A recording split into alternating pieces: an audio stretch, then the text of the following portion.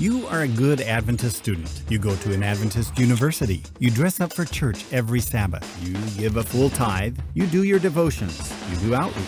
You make your haystacks vegan, but you try to eat raw when you can. You enjoy the occasional mingling with Tiffany, your dream girl on your Adventist campus. You are always praying this will work out. But there's a part of you that's telling you that you're not actually a good Adventist, that you're too comfortable in your Adventist bubble, that the mission field is so overwhelming and the only people you shared the gospel with are people that already knew it. Disgusting. One day you get distracted from your boring studies, and you find that there's a window in the world containing over 3 billion people who have never heard of the gospel truth. That's 1 in 3 people. And Americans are still spending more on Halloween costumes for their pets than for ministry to these people. These are people who never have and never will experience the true joy, peace, and assurance of eternity unless someone makes a sacrifice and goes. You're confused, angry, guilty. You've been apathetic far too long. You want to go be a student missionary. You must go and be a student missionary. Well, this is what you're not going to do. I'm quitting school. You're not going to drop out of school, give away everything you have, pack Bibles and Spirit of Prophecy books, and hop on the next flight to a random remote place. Take a bus to the edge of the mission frontier, hoof it across rivers, lakes, and mountains in search of the most remote indigenous tribe. Hey Siri, take me to the remotest indigenous tribe who have never heard of Jesus. Don't give up. You're getting closer. You've arrived.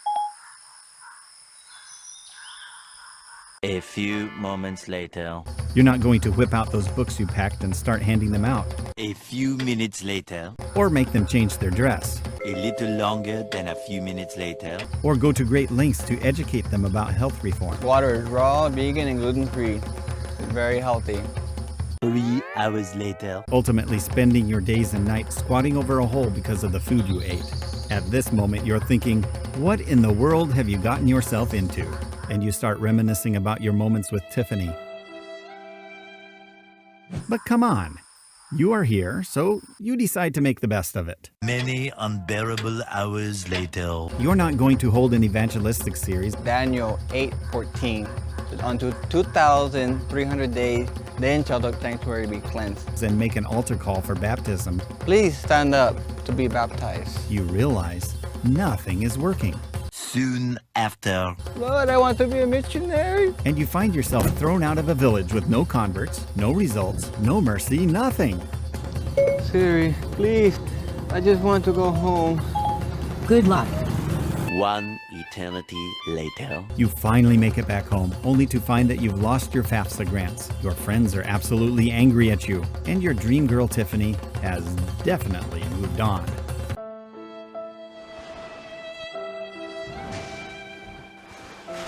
You're not going to do any of these things. Instead, what you can do is visit Adventist Frontier Missions at afmonline.org. Check out our many mission opportunities to reach unreached people with the gospel truth. We want you to have a life-changing year. That is why we work with your needs, provide student loan deferment, and give a world-class summer training for missions before you launch. Don't be like this guy. Let your year of missions be different. And when you're ready, give us a shout.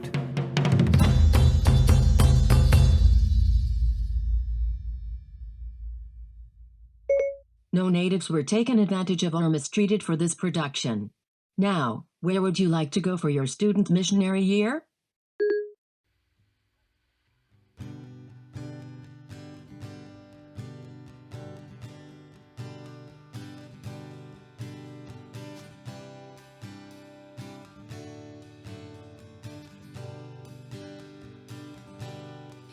In the process,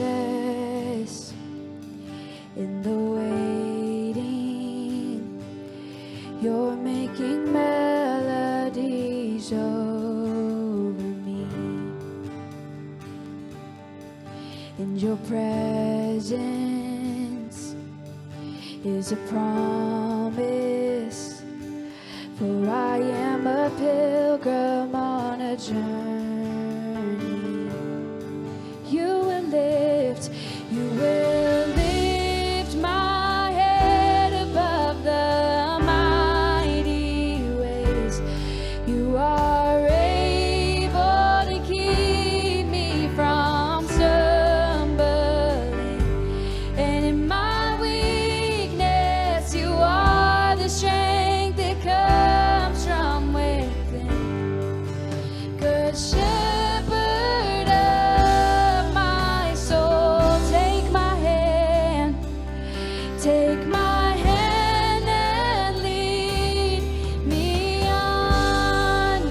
footsteps.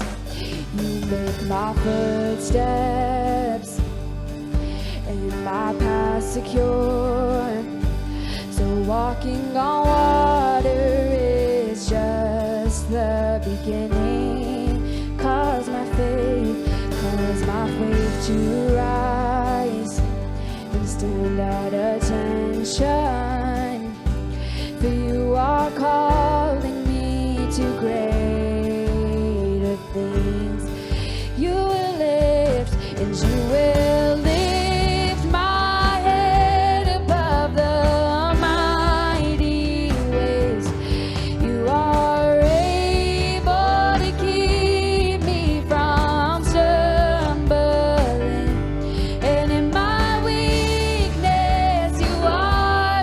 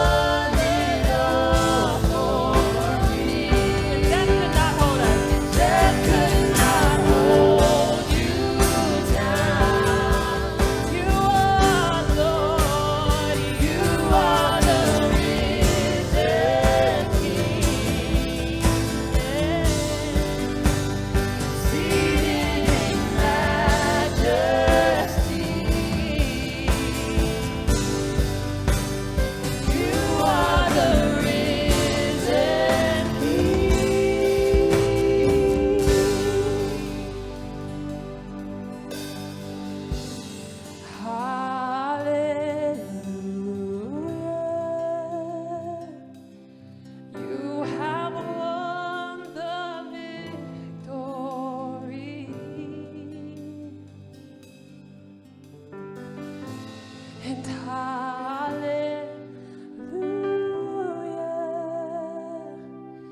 You have won it all for me.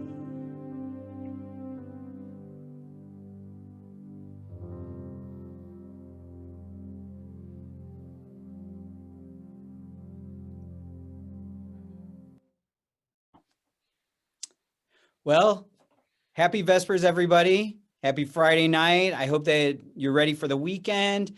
I have a special couple that I want to introduce you to.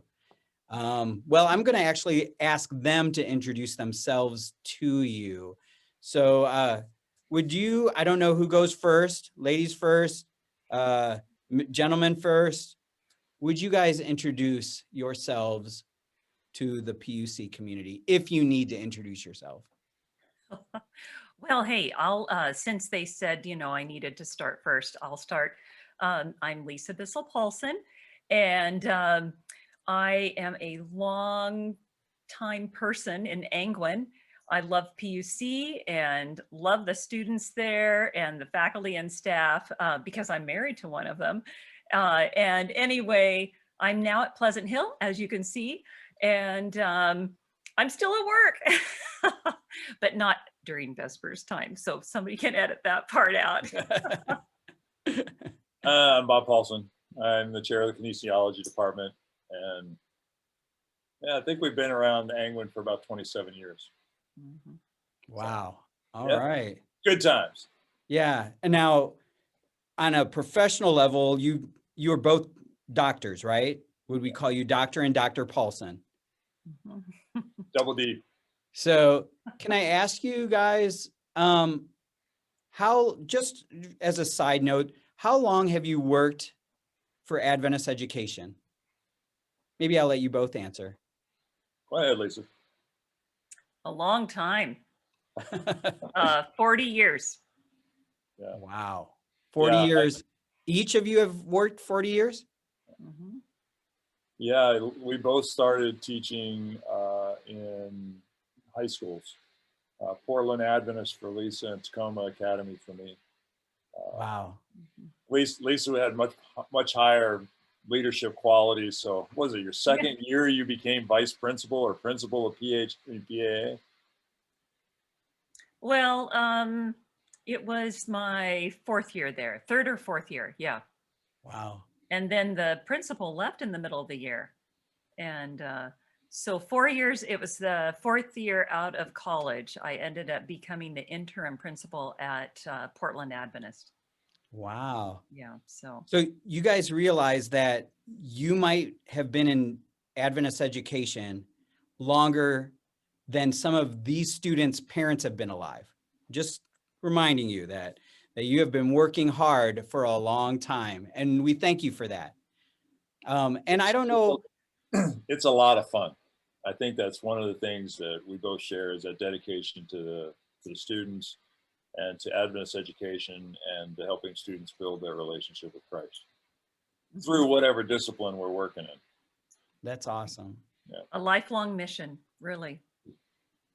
And I don't know, with some of these newer students, they might not know, but also Dr. Lisa, you've given part of your heart and ministry here on this campus also. Mhm. You worked here for years.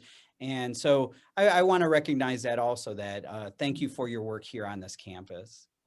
But why don't we get to why we're here? So this upcoming Sunday, for some people, is a day of bliss and joy. And for others, it might be just a day of gloom. But we know this month and this day to be a day of love, at least what they say, the love day, Valentine's Day. And we know that it's probably a glorified holiday just to make money. But it does give us an opportunity to talk about love and relationships. And that's why I asked you to be here, because you've been together for, can I ask how long you've been together? Everything, even pre-marriage. Which wasn't very long, but You'll get to that So- question and understand why she said that. So, Okay. Oh, he wants to tell that story. Let me tell you. well, we got married in '93. Yeah, Okay. we were actually old when we got married, in our 30s. Yeah. I was So, 30 when I got married, so that's not old. All right. yeah. So Well, some would say that. I mean, you know, there's people get married right out of high school, which would make Yeah. you like geriatric when you got married.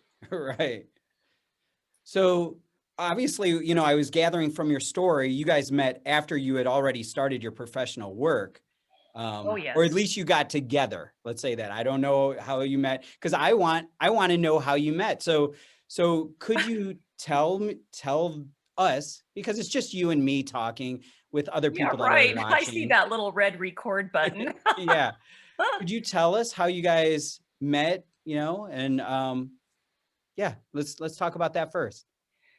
Well, there are two sides to every story. And so I know that my husband's going to want to talk first, but remember, I have a few corrections. So go ahead, dear. Well, the very first time we met was I was out on the West Coast for a short trip, and I wanted to see what Loma Linda Academy, or no, it was La Sierra Academy, what they were like.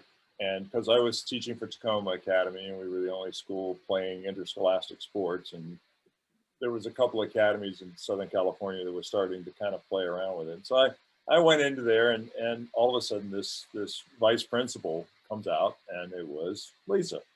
And so we met there, but that was, you know, she gave me a tour of the campus, and she told me later that she thought I was a cocky something or other. And I actually couldn't remember. and then when we finally met, really met, I had been teaching for Tacoma Academy for 10 years. And I told a good friend of mine, a guy who used to be the president here at PUC, Dick Osborne. I said, Dick, if you ever hear of a job on the West Coast with the possibility of starting an interscholastic program for them, I'd be open to look. I mean, I've been a TA for 10 years. I accomplished everything that was on that napkin that I wrote out my 10-year goals on, and it actually was a napkin. And so a week later, he was in Portland, I think, at a teachers or a principals convention, and he and Lisa started talking in the halls, and Lisa says, I just lost my PE teacher. And it's like early May, wasn't it, Lisa? It was in June. It was early June. Early June. Mhm. And so he looks at her and goes, okay, I know somebody who wants to move west. And she goes, yeah, I would like to start an interscholastic sports program. And so the way the Adventist educational system works, you can't call somebody, or you're not supposed to call somebody from another institution after May 1. Mhm. And so Dick calls me up and says what he encountered. And he says, here's a phone number. Give the principal a call if you're interested. So I called her up, and she wanted me to come out to San Gabriel for an interview. And it was San Gabriel Academy. Anybody watching here, San Gabriel. And so I thought about it for a few days, and I said, okay, I'll come out. And I came out, and any of you who've ever been to San Gabriel, it's a very small school, and the administrative office is this old house, and there's the parking lot, and there's a fence with barbed wire at the top. And I remember sitting in my car looking at this place, and I'm going, I just wasted somebody's travel budget. Because I had come from a place that was the third largest gym in the state of Maryland. It would seat 3,500 for basketball. And I was like, okay, Lord, these doors are open. I guess I get to make a decision. Let's see what we got. I went in and we talked, and I ended up taking the job at San Gabriel. Because we've had absolutely amazing students. And it's a pretty big school. I know that some of the buildings weren't that great, but by the time he left, we had a big 2-story building and a wonderful school, wonderful students. But yeah, you know what? That's how we met. I hired him. Really? Yeah. Right. So I was dating somebody back east, and she was dating somebody at San Gabriel, not a student. Somebody. And it didn't sound right. As soon as I said it, Right. well, I'll get corrected big time on that one. Right. And then her relationship broke up. My relationship back east broke up. And I was back east trying to sell a condo I'd had for all year. And I just sold it the day before I had to come back out. And I was no longer his boss. No. I had accepted a job at Walla Walla at the time. She was dean of students up at Walla Walla. And so I called her up and I said, hey, you're not my boss anymore. Let's go to the beach. So we went down. Really what he said? Did he say, let's go to the beach? Yeah, actually, I had actually tried to set him up with my girlfriend in San Diego. And he was actually supposed to go on a date and visit her. We were going to head down there and I was going to introduce them. And lo and behold, that didn't work out. And then he said, well, hey, let's just us go. So we went to the beach, Pier 44. Went, sat in a guard stand and ate some pizza and watched the sun go down. So cool. Yeah. So was this the beginning? You know, because I was going to ask you how you got together. Was this the beginning, or did it take some time into you? Oh, it took a really long time. We dated for 22 days and got engaged. Now, Wow. with that said, my students at PUC, I don't recommend unless you, yeah, see, we were, like Lisa said earlier, we were older. We were in our mid-30s, and we had gotten to be good friends during the time that we were at San Gabriel. So it wasn't like I was starting to date somebody I didn't know and respect. So, which I do think that makes a difference. Is you still Huge. had that, and actually maybe could that have possibly been better because there wasn't the pressure of getting to know somebody under dating pressures. It was just you got to know them and observe them and watch how they worked and interact with people. Right. There's a lot to that. Yeah. You know, you want to be friends first, and you know it was a nice way to kind of one step back, get to know somebody. And you know, when the relationship back east broke up, she was still in her relationship, and I go, you know, if she ever ditches that guy, you just have to ask her out. So. All right, so I want to get through a few questions. I do only have about 12 minutes left, probably, where I can ask you those questions. So there might, you know, sorry if I have to cut you off or something, but I do want to ask maybe when or how you knew this was the right relationship for me to be in. This is the right person. Go ahead, Lisa. Well, I think just getting acquainted with him, knowing him as a teacher, I was always impressed at how well he could teach. And, you know, not everyone is gifted as a teacher, even though they might have chosen that as a profession. He also loved the Lord. And so all the qualities that I was looking for, somebody who was confident, somebody who wasn't jealous, somebody who, you know, was a person in and of himself that really had characteristics and qualities that I was looking for. And I wasn't just, you know, I knew that, you know, when that right person would come along, it was not going to be a hesitation. And so even though it was rather quick and, you know, I had already moved up to Washington and he was still in California, I said yes. And anyway, I don't know. Sometimes you don't always know everything. You just have to go with your gut and know that, hey, this person is a person that I could love the rest of my life. Bob, did you want to answer? Yeah, for me, a sense of humor is a big deal. And I I remember one time she pulled and this was after well, that was before we got married, it was while we were engaged. She pulled a practical joke on one of the guys' deans up at Walla Walla, and I will not mention his name. but it was good. It involved a billboard and comments about his age on his birthday, and it was a classic. And you know, she has always exhibited a solid sense of humor, and also, you know, somebody that's I can bounce ideas off of.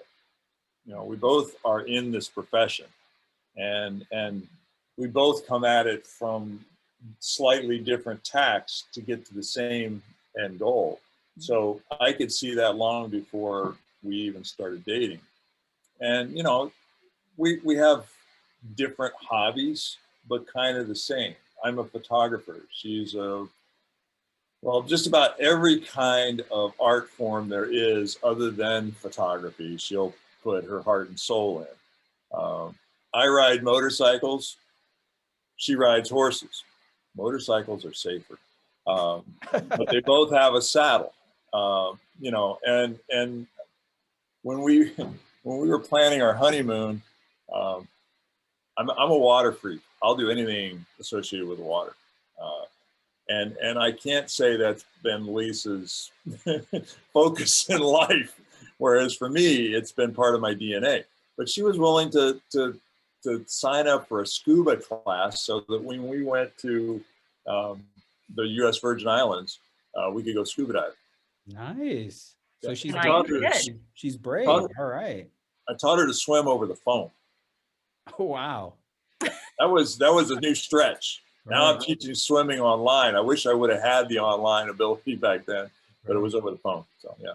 All right. Well, I gotta keep moving here. Keep going. So my next question for you is, what's been some of the most joyful part of this journey, your marriage together? Like what, and maybe even pre-marriage, but what's been the most joyful part of this?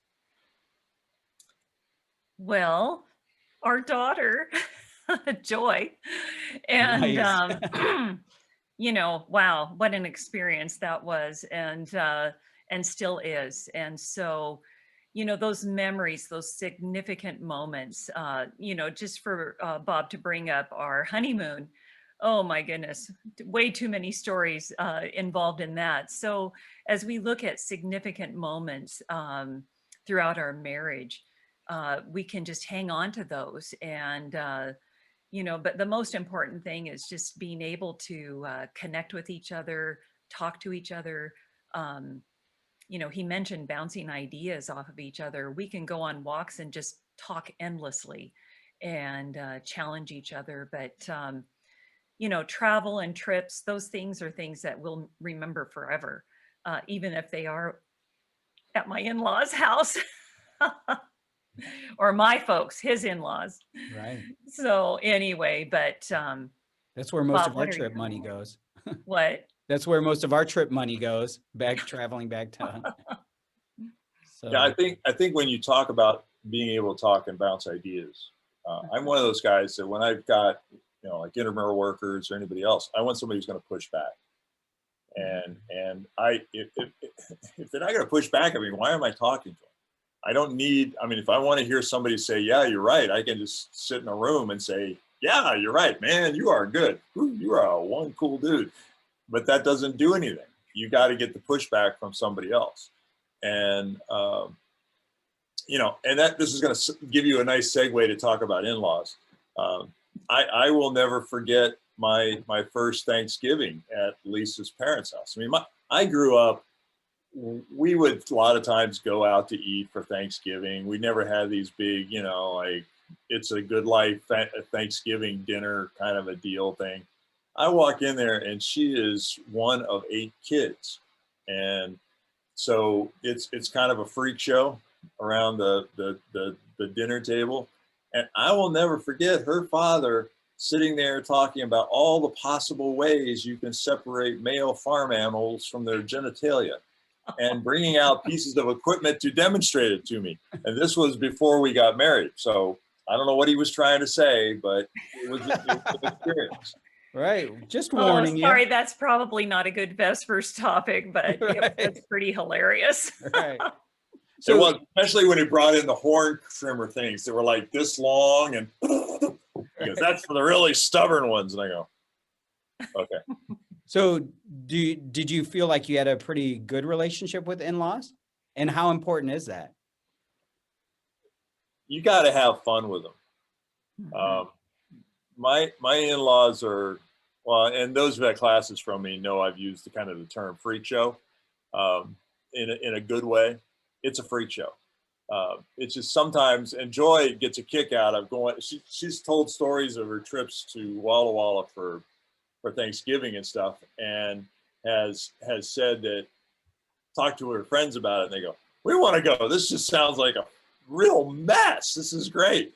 And it's always family dynamics. You got 8 of them. And I told her mother, she's really only halfway there. I'm the eldest of 16. Wow. I only grew up with one of them. That's another story for another. Right. Yeah, but you So- know what? In-laws are really important, and distance, I think, for Bob's family is kind of has prohibited us from being able to connect with them a little bit more. His brother and my sister-in-law and brother-in-law, his parents passed away pretty early in our marriage, but they were absolutely a delight. And so hanging on to those memories and really living in the moment and making the best of a situation, even though we might not get along with one of the sisters or the brother-in-law or whatever, but really enjoying them and enjoying that limited time. I think it's super important to make connections, and everybody loves their Uncle Bob in my family. Some of them are, they call him, he calls them. And so really, I think it's important. Honestly, it's very important to be connected, even though you may not necessarily have chosen them as a lifelong friend. That connection is good. Thank you. So can I ask you, and this is sort of a general sense, it's not necessarily, because we know that this will be different from couple to couple, but what's one of the most difficult things about marriage? You know, that in your opinion, what do you think is one of the most, so it could be personal or not, it could be just a general thing, but what's one of the most difficult things of marriage? Either one. I'm letting Lisa go first. Well, one of the most difficult things is just really kind of trying to pick and choose the things you want to argue about or disagree about, because you could always be living in a state of disagreement.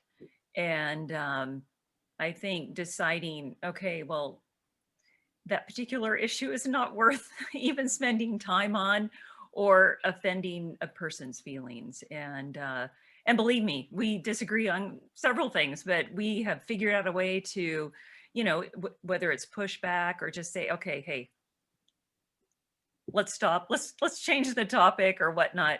But I don't know. I think that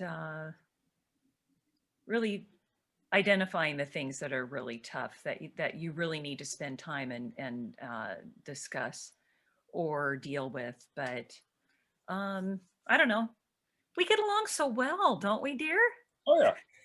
I think that people need to recognize that when they get into a marriage, it's like, I've got the sign in here someplace. I'm in my office. It says success is a journey, not a destination. And marriage is a journey. And like all journeys, it requires that at the bare minimum, you put one foot in front of the other and make that conscious choice to put one foot in front of the other.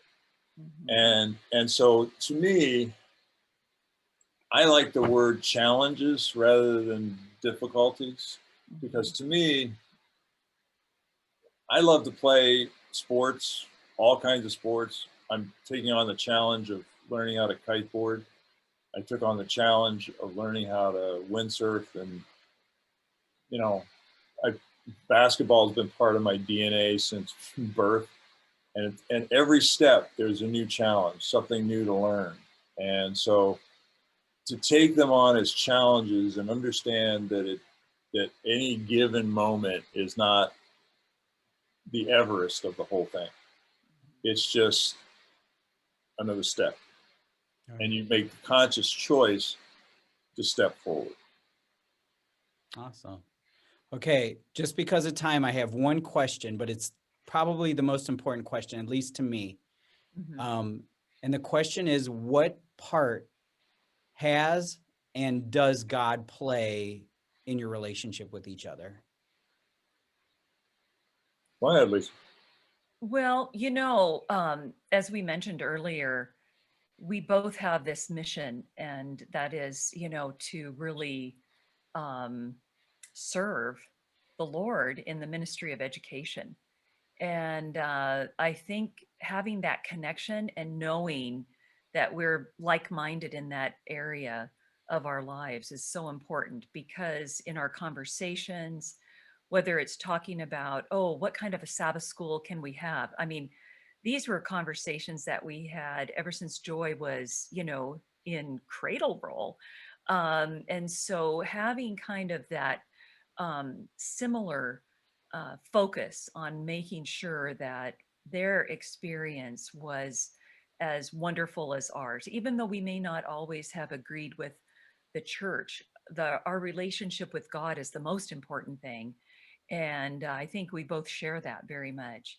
And I think it's really something you have to work on and continually keep it in the forefront of your lives.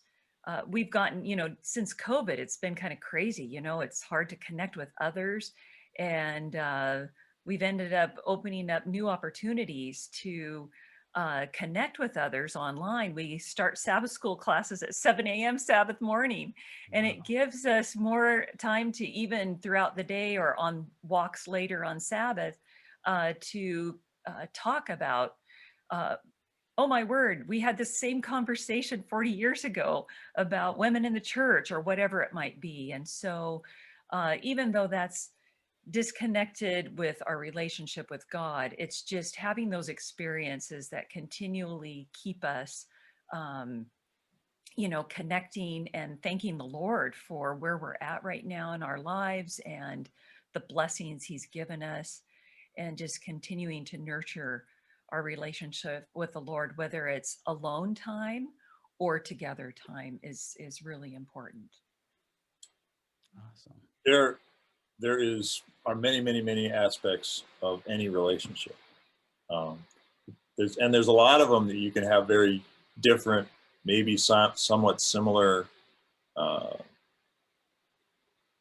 views on. I said I'm a water freak. Well, Lisa loves to paint at the beach. So I can go kite or do something else, and she can do her thing of painting waves. She's not getting wet, but she's drawing wet.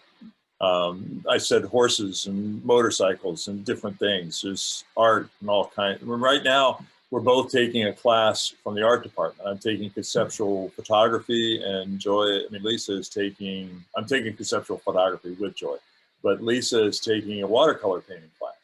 And we're actually both taking them on Thursday nights, but they're different mediums.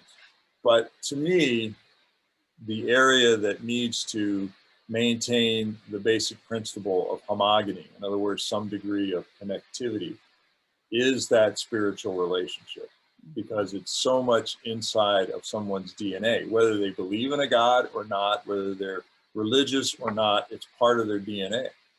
And there's different flavors of it. I mean, we had discussions early in regards to when Joy was a little kid, in regards to what do you do on Halloween?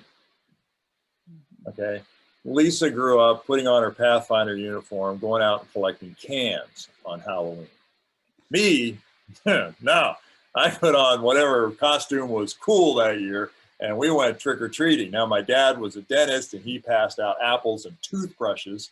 But, there was a guy in my neighborhood who was a DJ, and some people may actually remember what a 45 looks like. This guy would pass out 45s. So we had to figure out what we're going to do with that one. So Joy has collected cans in her Pathfinder uniform, but she's also put on a costume and gone and picked up candy down in the neighborhood. So But when it comes to understanding that there is a God and that God loves you, that love transmits through people to other people.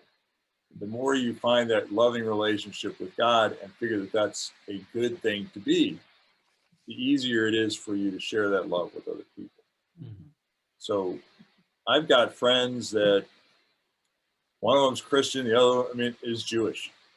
So I said, Glenn, you get a Hanukkah bush this year? And so, it's having some traditions that are reasonably close to the same helps.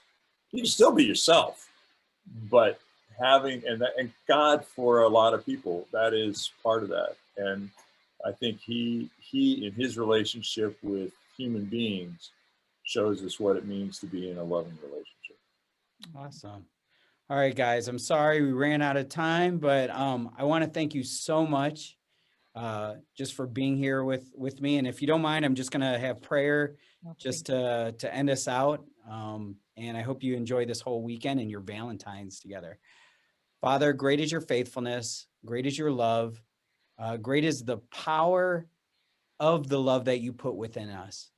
Lord, I ask that you give us wisdom as some of these young people are joining into relationships and maybe looking for that future partner. Lord, give them wisdom, and may they look to people that have some wisdom in this and get advice from them. Lord, I just ask that you do something mighty in the lives of these young people, especially as they join in relationships. We pray this in the powerful name of Jesus. Amen. Again, thank you guys. Happy Valentine's Day. And we'll probably see you around sometime. Well, and just, one last thing I want to say, and you can delete this if you want, but just because it's Valentine's Day doesn't mean that you have to celebrate it with someone else, especially if you don't have that significant other. So make it a special day that you're okay with being alone. Because honestly, I think that's one thing that is so important in a marriage, is that you're okay. You love being together, but you're also okay being alone. And whether it's alone time with God or whatever, with other friends. But anyway, so All right. happy Valentine's Day to every single person. Enjoy that day. All right. On that note, we're signing out. Okay. Thank you. Happy Thank you. Bye-bye.